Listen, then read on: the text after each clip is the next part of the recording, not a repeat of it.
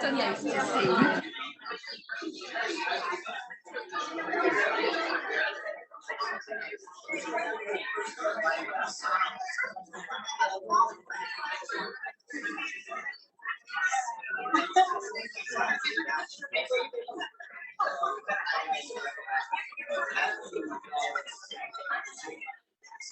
Yes, hold on. There's a button. There's a button. There's the button. Oh, I know he said there's a button. Is it on? I don't think so. Yeah, it is. Test. No. Yeah. Okay. Can you hear me? Hi, everybody. Oh, wow. Okay. Move that away a little bit. Thank you so much for coming. I am Margie Ostrower. I'm the executive director for the Greater New York chapter. I can't believe we're all in one room 3 years later, not frightened, not masked, and all well. So let's celebrate that. So it's been a really tough couple of years for everybody, and especially those in the CF community. So we look forward to a great presentation tonight and a chance for you to ask a lot of questions. And we're going to recognize some special volunteers in the community. So sit tight, enjoy. I'm going to turn this over to one of my Greater New York Board co-chairs, Tim Berger.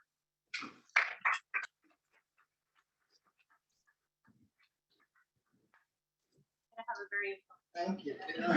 It's critically important. Thanks. Yeah, thank you. Thanks everybody for coming. So happy everybody's here in person. I think for the first time in 3 years, is it right? Yeah, so it's great. Thanks so much for coming. Thanks for all you do for the foundation. We're all in this fight together. I'll just tell a little bit about myself, how my connection to CF. So it was March 18th, 1998. That my wife and I got hit upside the head by a 2x4. My daughter Megan, who was 1, had been diagnosed with cystic fibrosis. We were not expecting it at all. And 4 days later, my son Ryan, who was 4 at the time, was diagnosed. From that day on, my wife and I made it our mission. How you react to something like that. The way we reacted was just dove in with both feet and started fundraising for CF. And it was a tremendous release for us because we felt empowered by doing something like that. And so this was 1998, right? When we were told that our children had CF, the only thing I knew about CF, I had no idea what it was other than that Boomer Esiason's son had it. And I said that to the doctor when he gave us the diagnosis. I said, "Isn't that what Boomer Esiason's son has?" He goes, "Yeah, it is." And the next week or two was just a freaking whirlwind, right? And the way I reacted, I did as much research on this disease as I could. And quite honestly, I felt a little bit better after I started doing some of the research.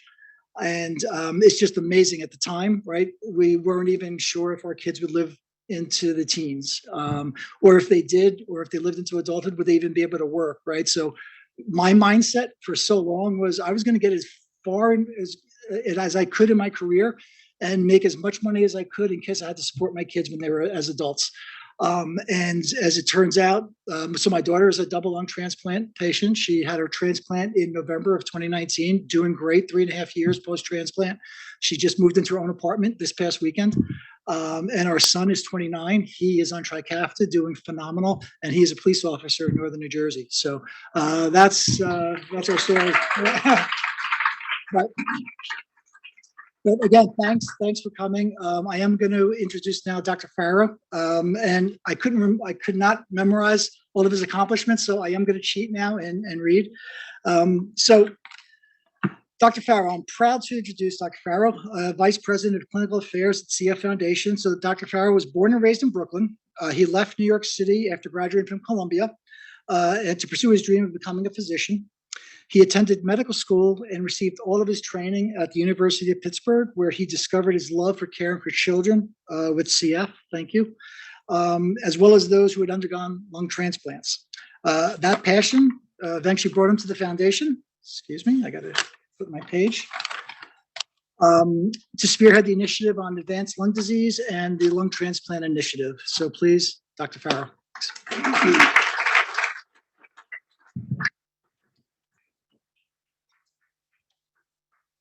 Thank you so much, Tim, and thank you all.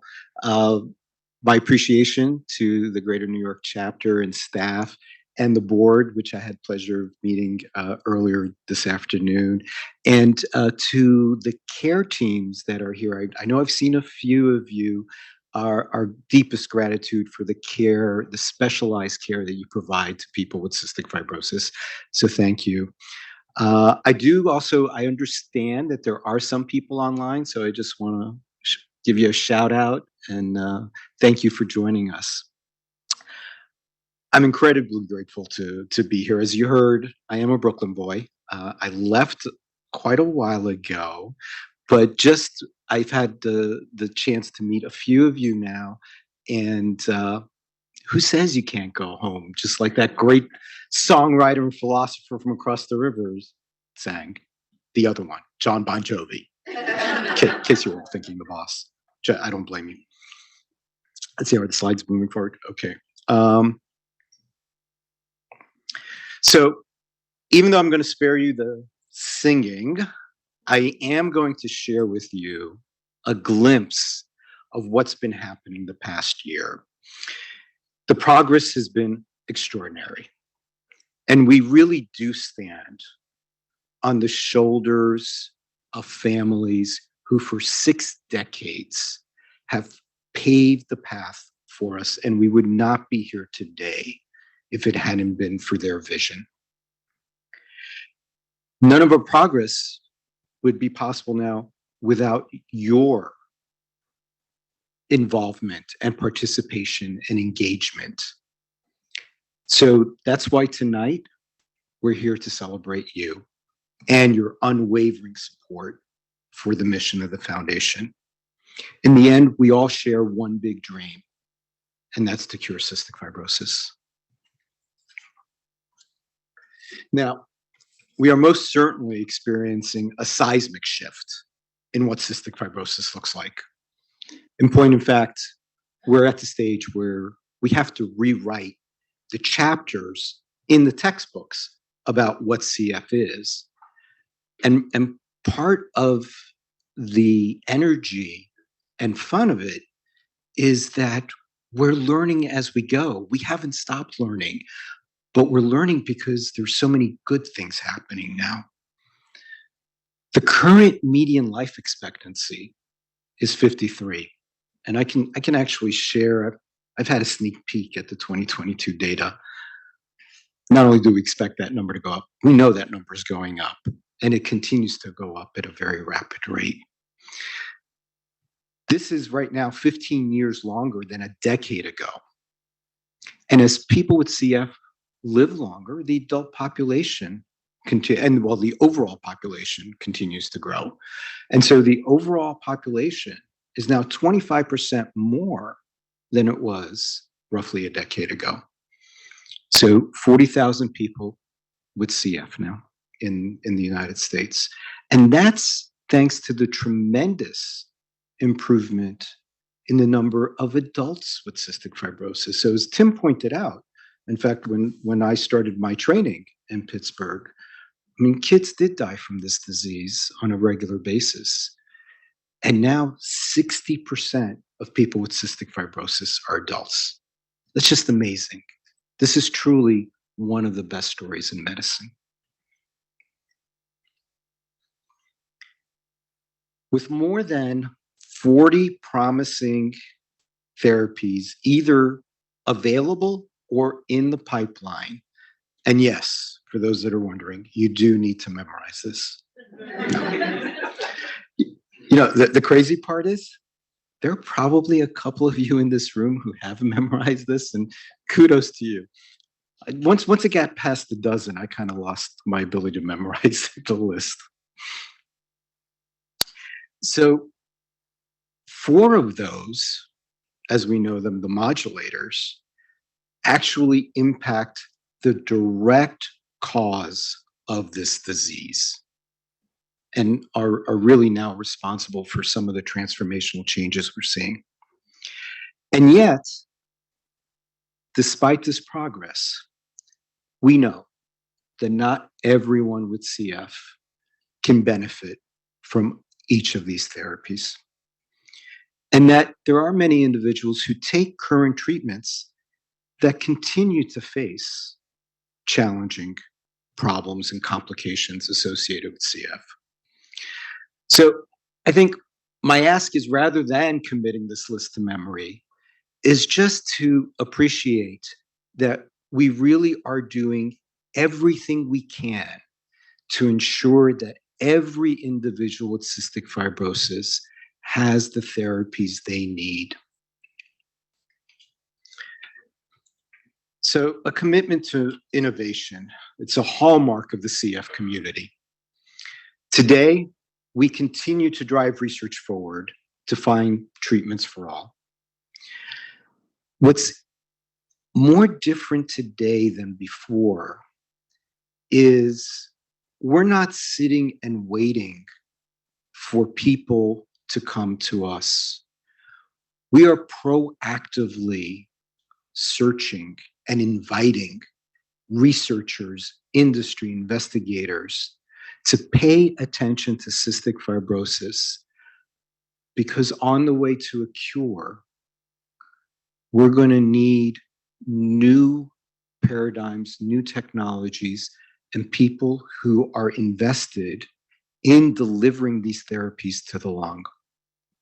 So this past year, we continue to accelerate our Path to a Cure initiative, which is a $500 million commitment to ensure that the world's best science is applied to our work.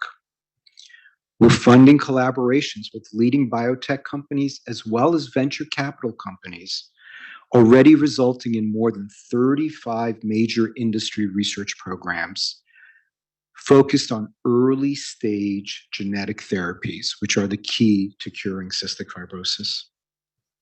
Several clinical trials for CF genetic therapies have either already started or are about to start within the next 18 months, including 3 mRNA therapies. And I think we're all now familiar with mRNA because of the COVID vaccines. These could potentially benefit all people with CF, regardless of the mutation that is responsible for the disease. 2 key tools in this arsenal are our CF lab up in Boston, and actually in Lexington, Massachusetts, if we would be specific, and our leadership. The Foundation's lab is the only lab that is totally dedicated to CF research. And in addition, what we've done recently is we have invited other researchers to use lab space in the CF lab to advance our way towards a genetic cure. So the lab is operating as kind of a scientific hub for some of this work. Among the amazing scientific leadership we have at the Foundation, that includes our new Chief Scientific Officer, who started this past summer, Dr. Stephen Rowe. Steve has been leading scientific research in cystic fibrosis for decades at the University of Alabama at Birmingham, and we're so fortunate to have him join us at the Foundation. He's respected internationally for his work. Now, we continue to study the effects of what have been transformational therapies in these modulators. We're expanding the number of people who are eligible for treatment and pursuing the next generation of modulator therapies. There are, in fact, 11 studies underway, including newer modulators, some that have shown in the lab, even more, believe it or not, even more promise than Trikafta. In addition, these therapies are being brought down to younger and younger ages, increasing the number of people with CF who are eligible, including Kalydeco, which is now eligible to infants down to 4 months of age and hopefully maybe even younger. The FDA is presently reviewing an application to approve Trikafta for children between ages 2 and 5. And we've got our fingers crossed. We anticipate that this will come across sometime in April. And we continue to pursue the development of potentially more effective modulators, as I mentioned. Now, in addition to our research and drug development, we continue to focus support on the care side to continue to provide exceptional multidisciplinary care. We have an extraordinary network of over 280 CF programs throughout the country. And as people with CF live longer, new challenges confront them. Includes infections, CF-related diabetes, GI issues, advanced CF lung disease, and even something that once we could only dream of, issues of old age. Now, this slide was prepared by my colleagues in communications. I could spend hours, since I'm a clinical guy, talking about this and breaking this down, but I'm not going to do that. But rather, I'm going to focus on two. One is our care model. And again, highly effective CFTR modulators have changed the landscape for so many, not everyone, but for so many with CF. So one of the most common questions I hear is, can we change the CF care model? And the answer is, yes, we can.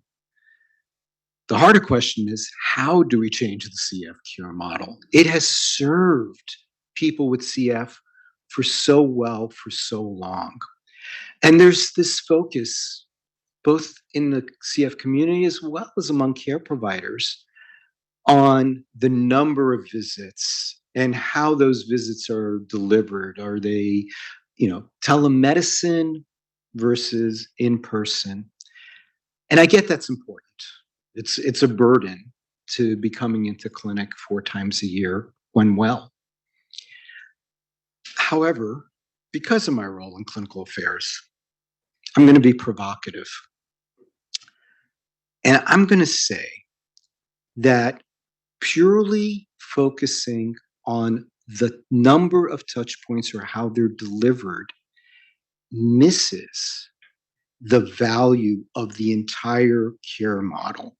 Our care model is much more than 4 clinic visits, 4 PFTs, and 2 cultures a year.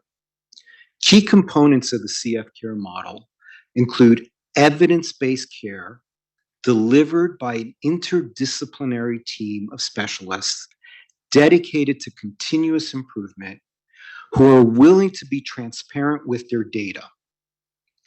Teams who approach people with CF holistically, not just looking at their lungs or their GI tract, but looking at the whole person, building trusting relationships, and together co-producing care. These are key components of our CF care model that not only do we want to retain, but we want to grow and continue to get better at. Because the truth is, we're not perfect at this yet. I'm sure many of you can relate to some discrepancies, perhaps at a clinic visit or so on. So we're not perfect at this yet, but these are things we want to retain. Please remember that it's more than just the number of visits. We need to know if young children with CF should be put on high-fat, high-calorie diets like we've always done. We need to learn, how do we monitor for lung progression when FEV1, which is what our world always turned around as FEV1, is no longer a sensitive indicator.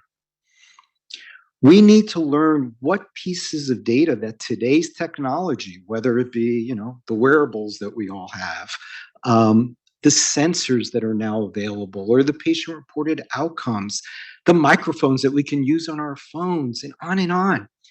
What of that may be useful and what isn't? And countless additional questions. So stay tuned as we figure out how do we continue to deliver high-quality specialized care while reducing the burden of that care. First and foremost, we want to be sure that people with CF are safe. The second aspect of the clinical, of course, I couldn't come and not speak about advanced lung disease and lung transplant. And I want to underline that lung transplant, even though is what gets a lot of the press, is a component of a broader initiative around advanced CF lung disease. Truthfully, thanks to the CF community, as well as the transplant community, who have been so engaged and welcoming to us at the foundation to spearhead and move this work forward, we've made a lot of progress in the last 6 years. We heard from the community that the lung transplant process was confusing and frustrating. People felt that if they chose to go down the lung transplant pathway, that they were being abandoned by the foundation. So we took on this initiative. And one of the things we realized, all of you realized, that just because you visited one lung transplant center, you had basically visited one lung transplant center. No two lung transplant centers seem to behave in the same way. So one of the first things we did was work on guidelines. And in a period of a few years, we published 4 guidelines around advanced lung disease, around referring for lung transplant, around care after lung transplant, around palliative care for people with cystic fibrosis. This was to help standardize the approach across transplant centers. We then built a consortium of 15 lung transplant programs. And my personal dream of establishing a biorepository where samples from patients who had received a lung transplant, people get a lung transplant, get lots of procedures done. And there are a lot of samples that are taken. Some of that can be sent and saved for study.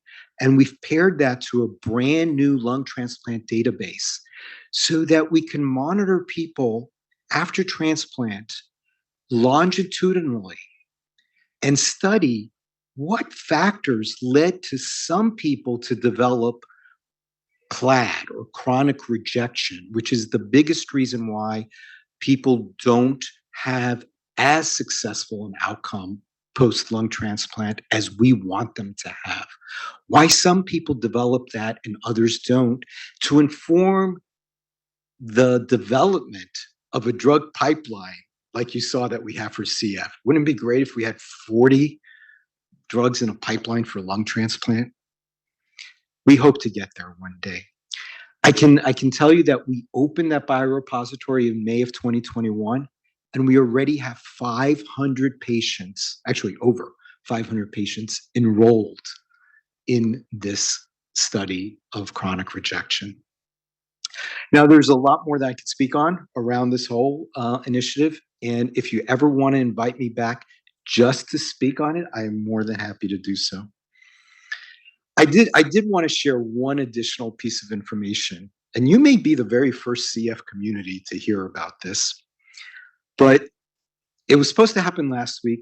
It got delayed. It may happen this week. But the lung allocation score, which is how lungs are prioritized from a donor to a recipient, is changing. And one of the reasons I wanted to share this with you was because New York played such a big role in moving this forward.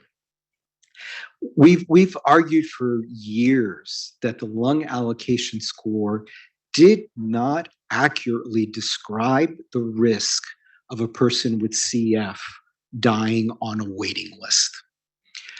And the lung allocation score previously used medical urgency and benefit as measured by 1 year transplant survival to come up with this score to decide who got a donor lung. But what was hidden among all that was, even if you had a high lung allocation score, that if the donor was a blood type B and you were a blood type A, even if your lung allocation score was the highest in the country, you weren't getting those lungs. Or if the donor was in Seattle and you lived in Miami, you weren't getting those lungs either. So there was a little bit of lack of transparency around this. This new composite allocation score breaks down these hard borders that existed with the lung allocation score. And one of the things that it did that we're so happy about and we argued for so long is it moved the benefit score away from 1 year survival. This is not only the right thing to do, because how many people decide to go through a lung transplant so that they can survive 1 year? And they moved the metric to 5 year survival. So not only is it the right thing to do, it benefits people with CF, because people with CF have better long-term outcomes than any other diagnostic group that leads to lung transplant. In addition, it also now takes into account candidate biology. People with CF tend to be, especially if they have advanced lung disease and need a lung transplant, tend to be of smaller stature. But that makes it more difficult to get an appropriate donor, because in the US, a lot of people are big. I love, as myself, since I myself am a member of the Vertically Challenged Club, I sort of love this. You get points for being shorter with the new continuous allocation score, as well as a blood type is taken into account and antibodies. And then the last thing I'll say about this is travel efficiency. This is why New York was so important. I don't know how many of you remember this case several years ago. I believe it was at Columbia, where there was a recipient and there was a set of lungs across the river. And the set of lungs couldn't cross the river because the lungs needed to first go in that region, even though the lungs were, God knows what, 10 minutes away, depending on New York traffic. But this is sort of what spurred further conversations around this. So I just wanted to share that with you. So all of this progress and these initiatives are powered by this remarkable community. And people with CF represent all races, all ethnicities, and identities. Central to the Foundation's mission in ensuring that we are helping all people with CF, in 2022, reaffirmed our commitment to equity, racial justice, diversity, and inclusion. And specific steps that we've taken include establishing a newborn screening initiative to improve equity, sensitivity, and timeliness in diagnosis. And I'm going to talk about that a little bit more in the next slide. Expanding Spanish language events and educational materials. So, si quieren que yo diera una charla en español un día, estoy listo a hacer eso también. And what I just said was, if you ever want me to come and give a talk in Spanish, I'm happy to do that as well. Advancing efforts to increase the participation of people with color in clinical research trials. This is a community that has not participated in full force, and is important that they will in the future with genetic-based therapies. And working to develop more mutation-agnostic therapies, which would help address rare mutations that are more prevalent in people of color with CF. So we're proud to be in a position where people with CF are also our true advisors. And nothing could exemplify this more than the fact that the new chair of our board is Casey White, a person with cystic fibrosis. How remarkable is that? It's the first time in the foundation's history that a person with CF chairs the board. And finally, we're making great progress in our fundraising, which help propels our mission forward by supporting innovative research and spreading awareness of this disease. So thanks to our volunteers and donors, and Gia may speak more about this, in 2022, we raised $113 million. The third Rose Up campaign, which is a dynamic program led by adults with CF, raised over $700,000. And we formally launched our Milestones 3 Driven by a Dream campaign after 2 years of it being in the quiet phase. And I'll touch on that in a little bit. But first, I promised you a little bit more on CF newborn screening, and I will promise not to be too technical with this. In 2010, all 50 states finally got on the bandwagon to include cystic fibrosis in their newborn screening.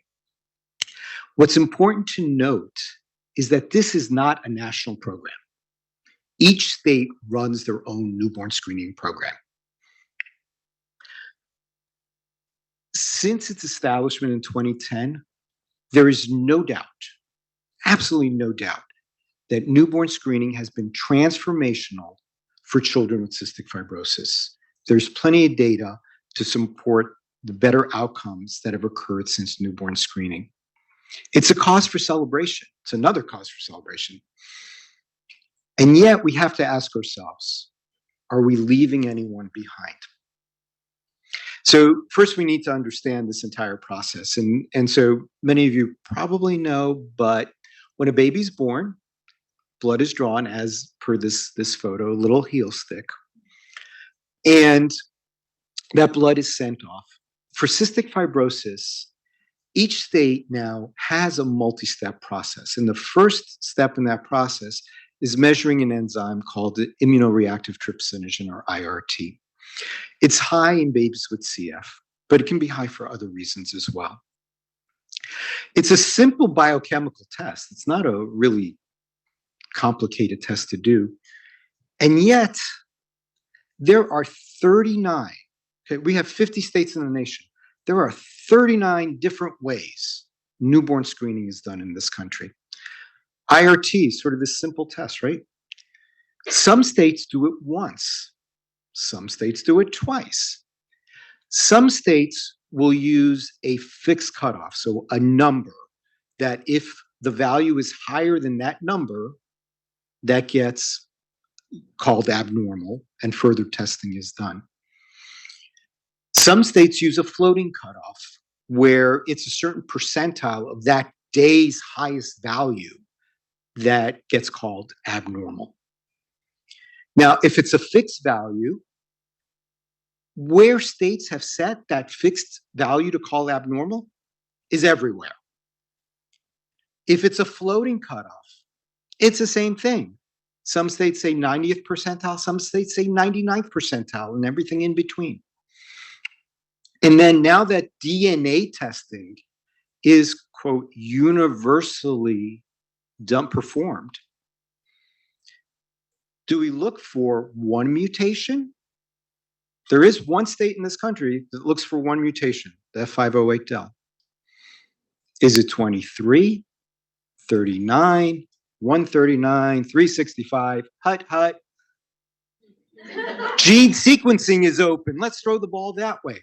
And in point of fact, we have the technology, and it isn't nearly as expensive as it was years ago to sequence the entire gene and look for all the mutations. There are over 400 disease-causing variants for CF. So when you're only looking for one, you're potentially missing over 400 others for that baby. Why is this important? Babies of color are more likely to have rare variants than white infants with CF. Second thing, and those of us who've been in CF for a long time know, part of our secret sauce has been to try and reduce variation and establish best practices. That's why we're always about the guidelines. How many of us really believe that when there are 39 different ways of doing it, that all 39 are truly equally effective in identifying babies with CF and doing so in a timely fashion? There've got to be best practices. There cannot be 39 right ways of doing this. But the why, actually, most importantly, comes from our community. And we've been surveying our communities of color. I'm only going to read two of these. My child did newborn screening. What they found, they blamed on my breastfeeding. If the nurse or doctor is telling me don't worry about it, I'm not going to worry about it. A month later, your child is dehydrated, showing all the symptoms. I don't know how we rewire that.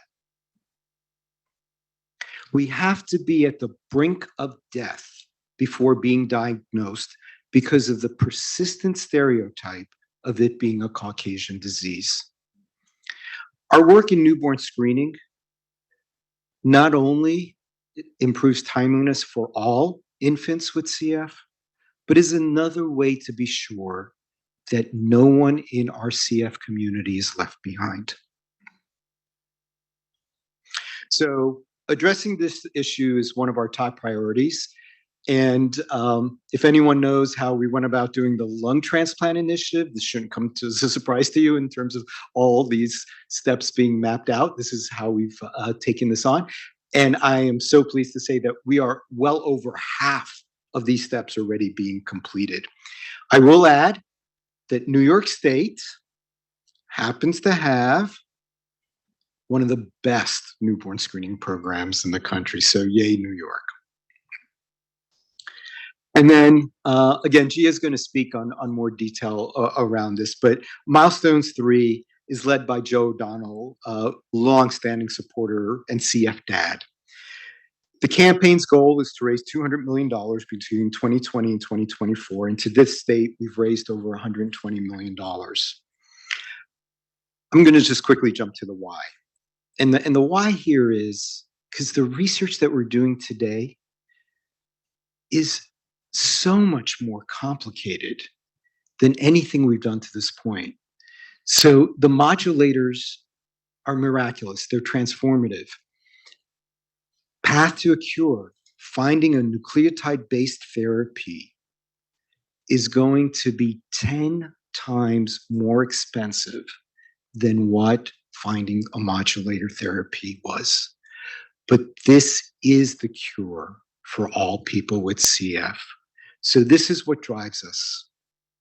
So today, thanks to your support, your passion that is clear from speaking to so many of you, and the resilience this community has shown over the last several years, people in the CF community are defined no longer by their disease, but just like up here, by their unique dreams and desires.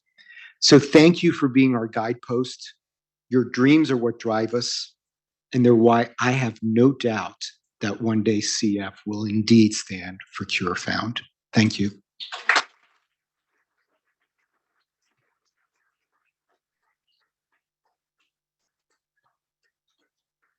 I'm happy to take any questions if there's time. If you have a question, you can raise your hand. We'll bring a mic.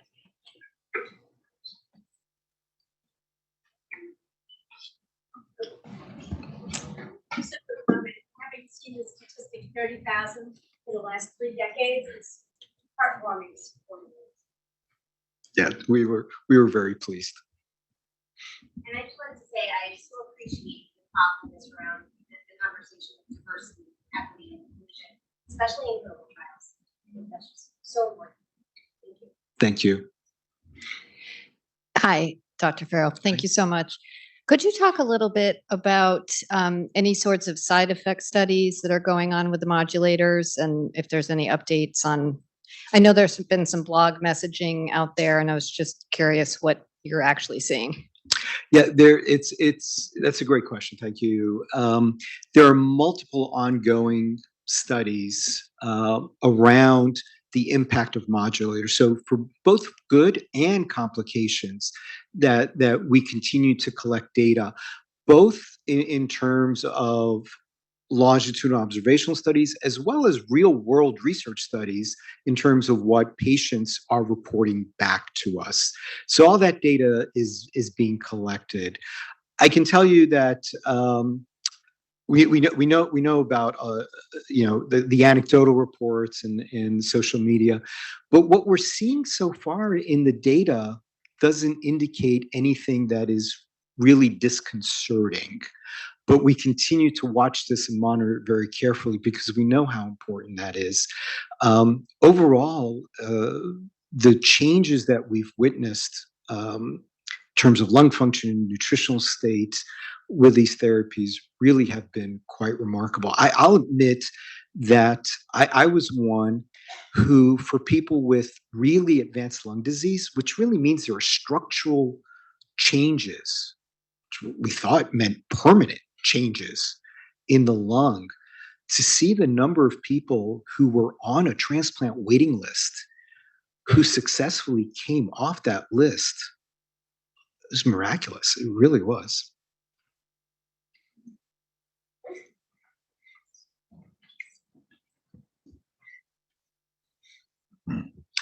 Thanks, Dr. Farrell. I just wanted to make sure I understood one thing you said about the composite allocation score.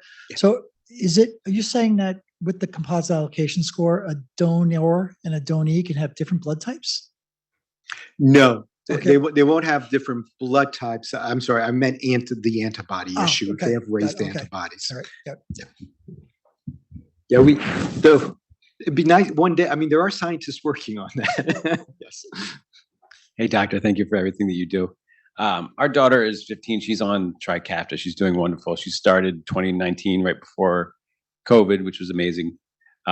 She's super healthy, but she was also diagnosed at the end of 2020 with CFRD. So I just wanted to see if you could give me a check-in on what is the latest and greatest research and kind of what's going on with helping to develop that treatment.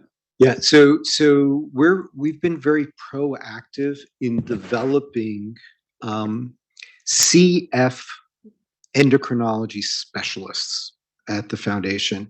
So we have this program called Envision, where we actually take endocrinologists, many of them young endocrinologists, who have an interest in caring for people with cystic fibrosis and or doing research in CFRD. In fact, it's one of the things that differentiates that program, the Envision program, from a very similar program that we have in gastroenterology. For the Envision program, they have to have research work that goes on as well. And so we are building this army of CF specialized endocrinologists for not only people with CFRD today, but we anticipate as the CF population gets older that we're going to be seeing more, not less, CFRD. So we are working on it, and it's something that we didn't have just a few years ago. And these people are really very engaged. As many people in medicine who get to know the CF community, once they become part of it, they don't want to leave, and they're very engaged. So, in fact, you will find at the North American CF Conference, there are several sessions now every year focused on endocrinology and diabetes, but not only diabetes, there are other endocrinologic issues as well.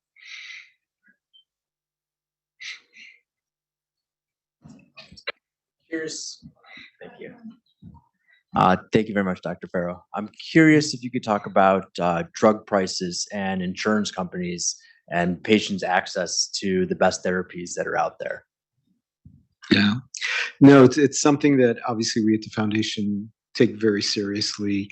Mary Dwight and her team in policy and advocacy are always on the front lines to be sure that every patient with CF has access to the therapies they need.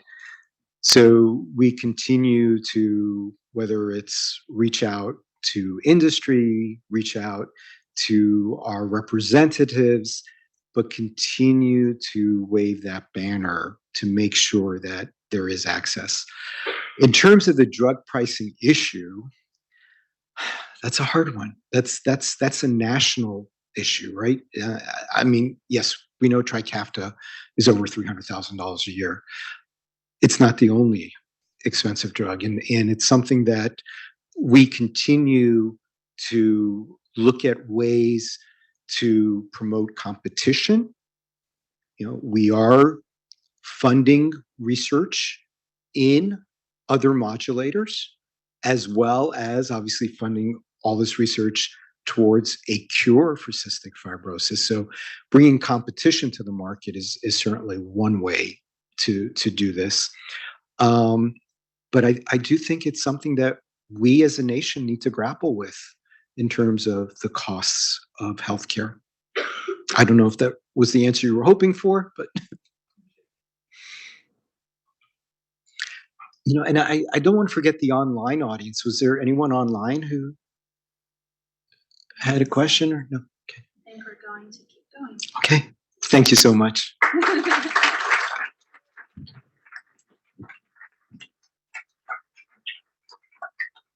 Thank you, Dr. Farrow. There's probably nothing I'm going to tell you that's going to give you as much confidence in the future of conquering this disease after hearing Dr. Farrow.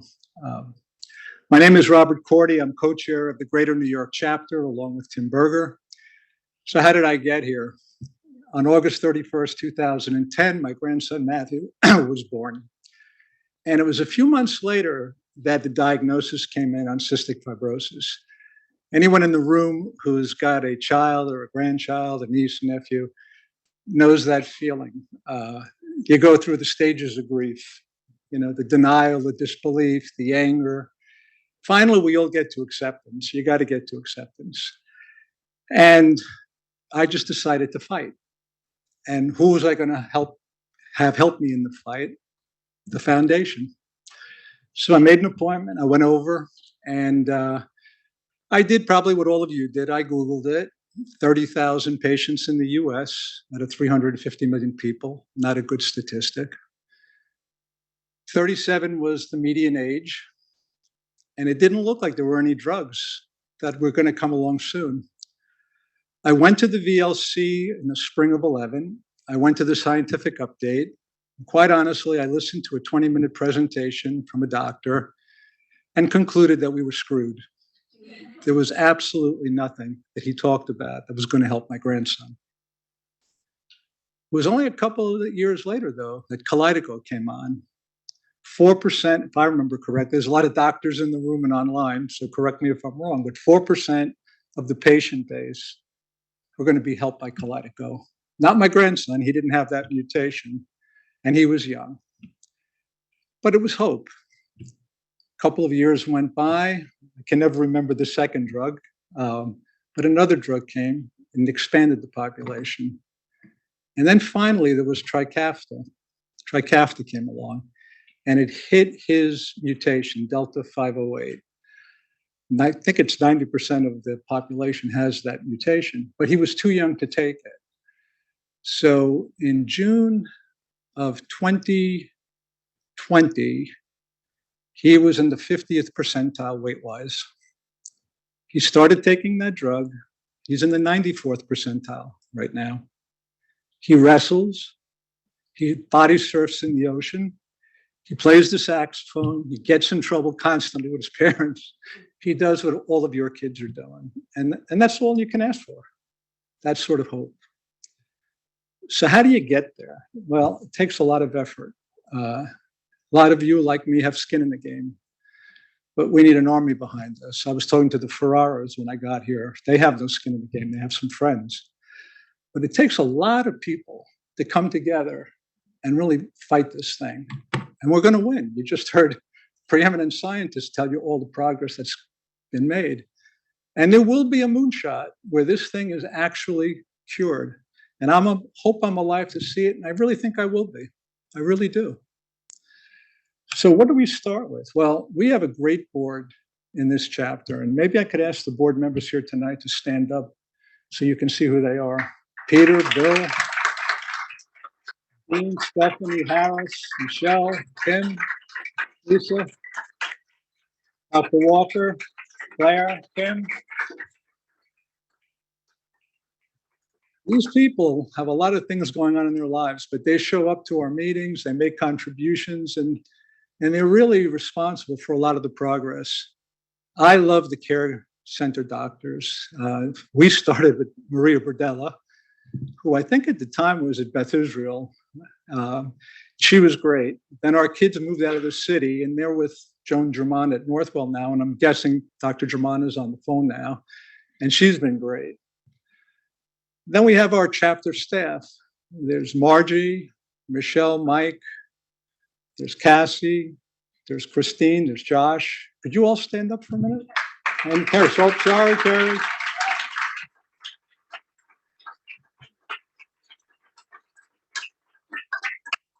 They work tirelessly on this number of events we have, putting this on tonight. They're all over the place. And this year, Kerry and Josh actually became members of the 2022 Circle of Excellence group, and that's just a fantastic achievement.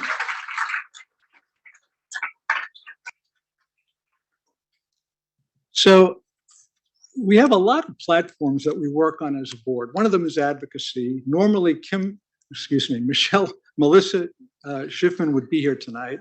She runs advocacy. She's in actually planning the march on the Hill, where we actually talk to representatives and senators and lobby for legislation to try to improve the lives of our loved ones. There are actually a couple of them. I think we're meeting tomorrow with Chuck Schumer and Cory Booker on 2 pieces of legislation. So there's an outreach there. And I would tell you, if you could get involved with that, it's not a lot of work. You get 3 or 4 texts a year. It tells you about a piece of legislation. You click on it, and a letter goes out to your representative and senator talking about your support for that legislation. It's so simple, but we've got to do it. There's 30,000 of us, 40,000, I guess now, but that's it. If we don't do it, no one else is going to do it.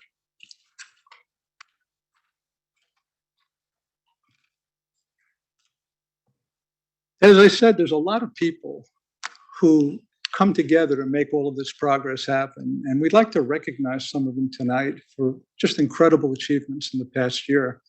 Maybe I can ask Tim and the staff to come up and join me as we recognize them.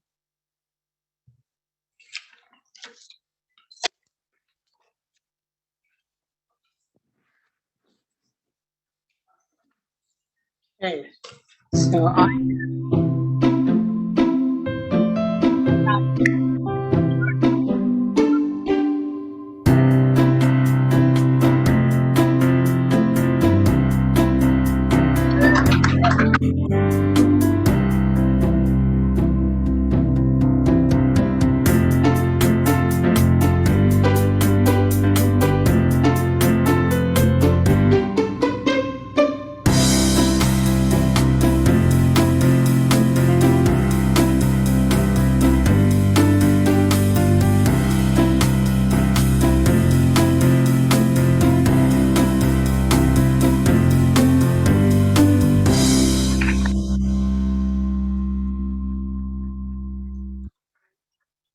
sorry that these people weren't able to attend, but thank you for clapping for them.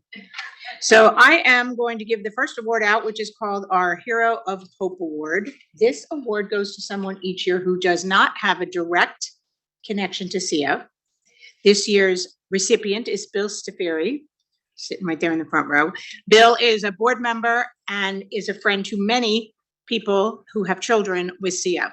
And we have gotten to know Bill really well, and he's been a great supporter. And there he is in his favorite outfit up there on the golf course. So, Bill, please come up and accept this award.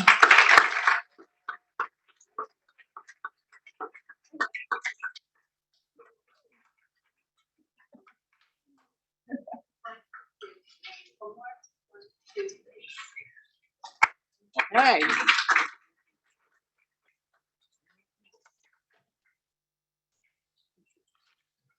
Hi, everybody. The next award we're going to be giving out is the CF Star Award. This award is given to passionate individuals with CF who further fundraising and awareness in the community. This year, we are thrilled to have not one, but two CF stars who are such a bright light across our chapter. Together, these two inspire our community to reach further and higher while leading the way for those with CF. We are immensely proud to present this year's CF Star Award to Tara and Tina Tamillo.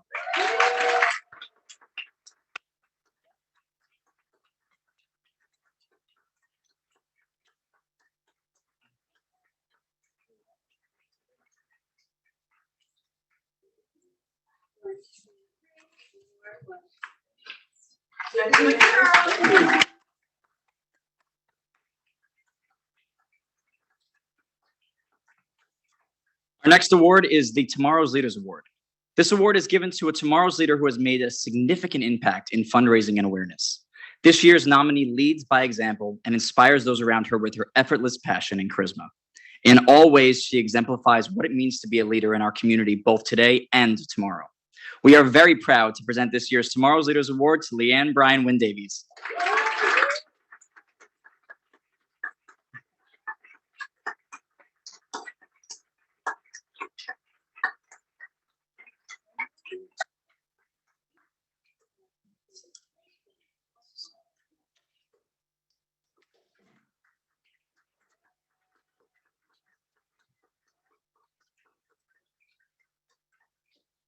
Our next award is called the Gifts for a Cure Award. A couple by the name of Mary Lou and John Sussmeyer pen an annual update letter during the holiday each year about their family, in particular, their son Kyle's CF journey. Through this communication, they provide CF awareness and have raised significant funds to support the foundation's mission. We're so appreciative for their continued efforts and would like to present them with this year's Gifts for a Cure Award.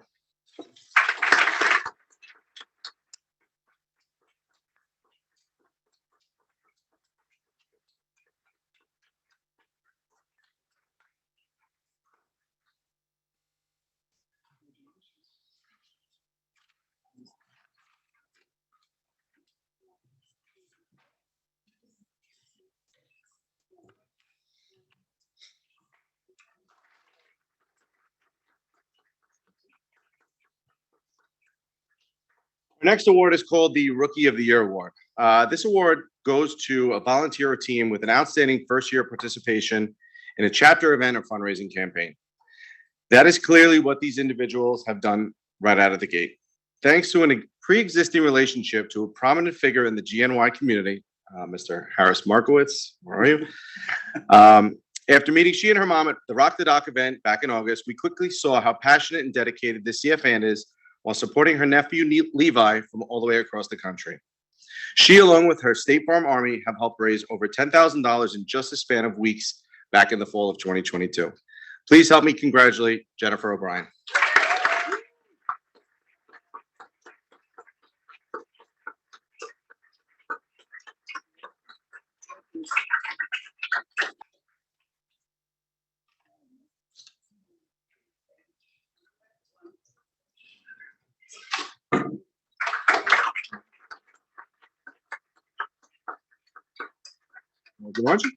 Our next award is called the Corporate Champion Award. The Corporate Champion Award is dedicated towards an organization that has successfully backed the CF cause within their company, raising significant dollars in this collaboration. The mission of the New York Roadrunners is to help and inspire people through running, and together with the help of their members, participants, and corporate supporters, they work hard every day to fulfill that goal. In 2022, the New York Roadrunners reported raising over $52 million through their official charity partner program. We here at the organization, the Greater New York Chapter, have come to know the New York Roadrunners very closely. Because of our efforts supporting the Bree team, we thank you very much. And we look forward to this ongoing and growing relationship. So thank you very much to the New York Roadrunners.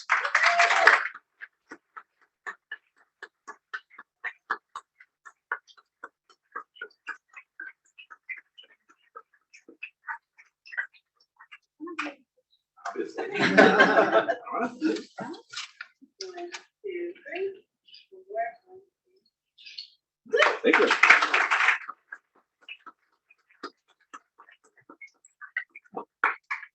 The Passion Fundraiser Award goes to a volunteer who creates and runs their own fundraising event in support of the Cystic Fibrosis Foundation's mission. This year's winner planned, promoted, and executed the Walk at Westlake Cystic Fibrosis fundraiser at her local high school, which was attended by friends, family, and faculty this past June, and raised nearly $5,000. We are elated to honor Gabby Nazarek with this year's Passion Fundraiser Award.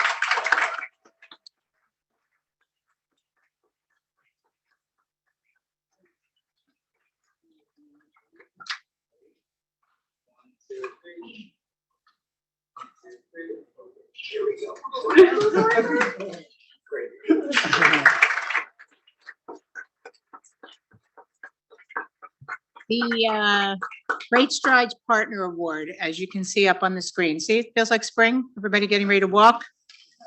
Team Max has been walking. Let's see, Max, I think, is 18. So let's just say they've been walking for 18 years. And they've been tremendous force, bringing out tons of people, created tremendous awareness, and raised hundreds of thousands of dollars over the years. So Marla, mom, is at March on the Hill tonight. Max is not here, but dad is here. So Matt, you get to receive the award.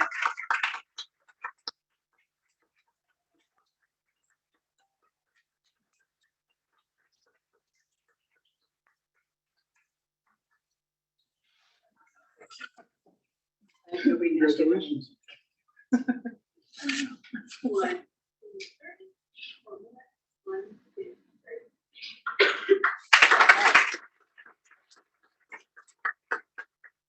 We have a local community award, and this year we are so honored to have two incredible teenagers in the room with us who have gone above and beyond to support CF. Along with their peers, their friends, the administration at Syosset High School, they have had a tradition of fundraising there for more than 10 years. So this family is incredible. The whole family's in the room, I'm really proud to say, but we want to congrats to Avery and Chase Aronson.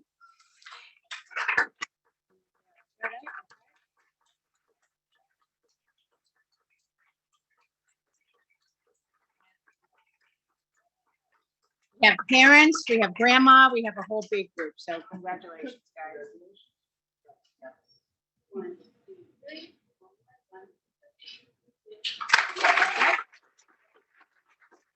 Almost done here. Okay. Just about two more.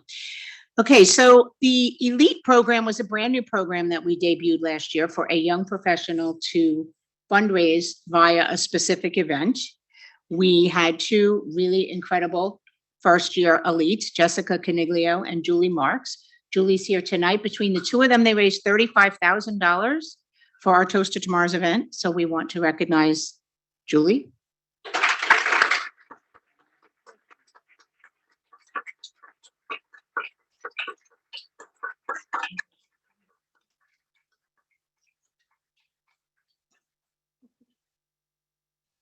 Congratulations.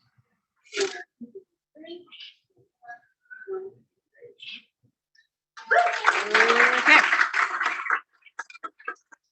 So I am going to turn the mic over to my colleague Gia Kuhn, who is our National Individual Giving Officer, for a few remarks, and then drum roll, the awarding of the Golden Sneaker, which is why you're all here and why you're all sitting still. I know. Gia. Sorry.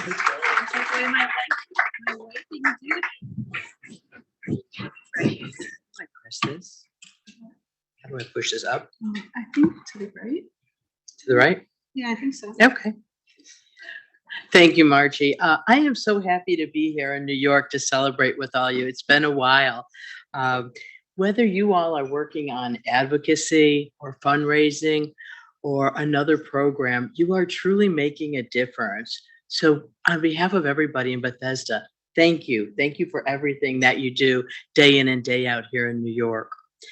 I'd like to recognize, I'm going to try this. I'm a little IT challenged. I'd like to recognize some individuals from New York. Oh, there it went. Who heard our message early. We started talking about milestones 3. campaign, and they joined us either with a major gift or joined our Legacy Society. And the Driven by a Dream campaign, I would like if those that are with us tonight, if they could stand so that we could all recognize them on the screen, because it's, I think, a wonderful bunch. Could you stand?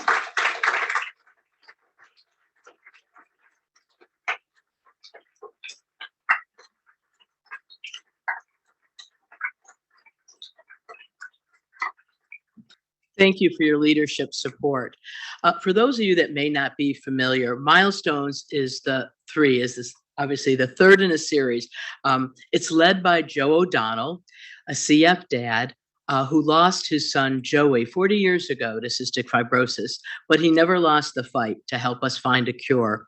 The campaign has been unbelievable. I wasn't here when the first one launched, but it has helped make some incredible things happen. I wanted to quickly share those with you. It really, the pipeline you saw that Al shared earlier, it really grew that pipeline.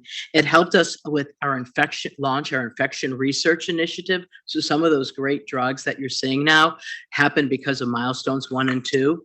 It really helped us get that lung disease program off the ground. And of course, game-changing modulators came from it. But we're not done. We haven't helped everyone that's living with cystic fibrosis. So our goal is to get a modulator therapy or a genetic therapy for everyone. And then our shared dream of our ultimate goal, which is a cure.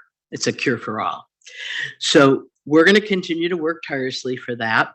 I wanted to get information about Milestones to you. So if you're interested in learning more, how you can join us and make, history as we work to solve this disease, please see me tonight. I would be happy to do that.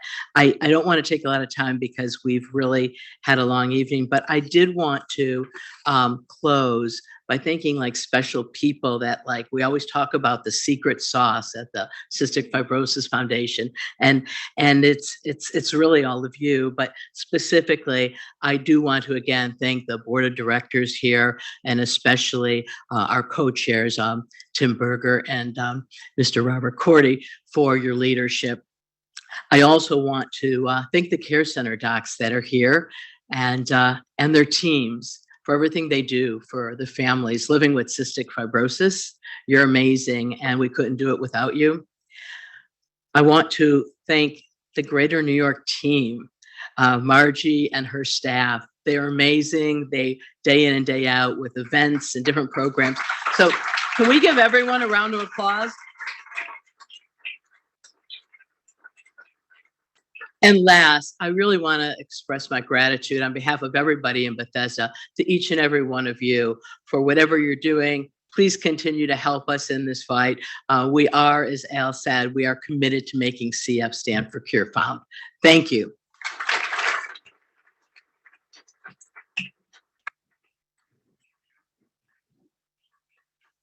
So, the most coveted award this evening.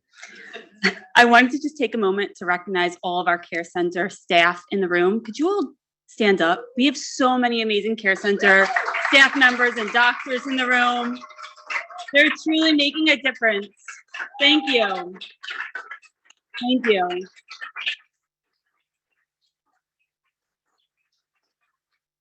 So, over a decade ago, a little friendly competition started here at the Greater New York chapter between our fabulous care centers. But now the Golden Sneaker Challenge has become a statewide campaign, which has only made this new treasured glittering golden sneaker award more coveted than ever before. This award is given to a care center that earns the most points throughout the year. From Great Strides to Cycle to the TD 5-Borough Bike Tour, the New York City Half Marathon, and Breath of Life Gala, soliciting sponsorships and new teams, and hosting a family education night, this care center did it all. You've earned bragging rights and can proudly display this golden sneaker trophy in your care center for the next year. Congrats to the Lenox Hill Hospital Care Center for all they did this past year.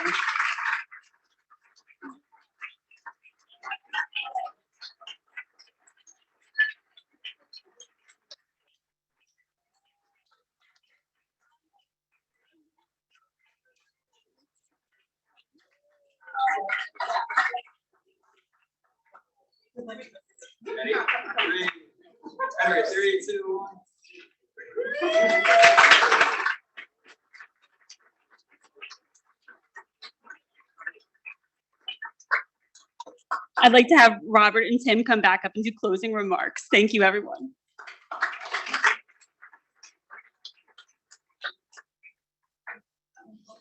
Just thanks again, everybody, for coming. We really appreciate the support and look forward to having a great year. Yeah, I'd echo that. You know, we're almost done with the marathon, but let's not stop 285 yards short. Let's keep pushing. Thank you, everyone, for coming.